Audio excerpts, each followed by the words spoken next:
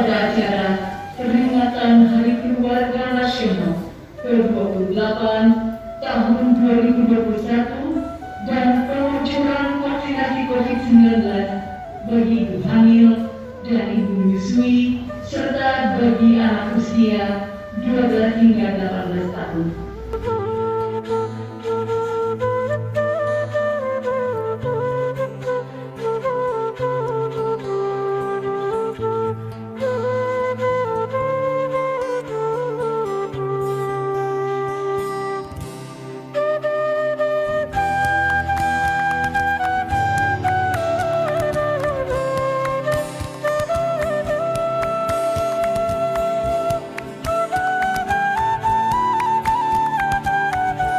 Peringatan Hari Keluarga Nasional tahun ini bertemakan keluarga keren, cegah stunting.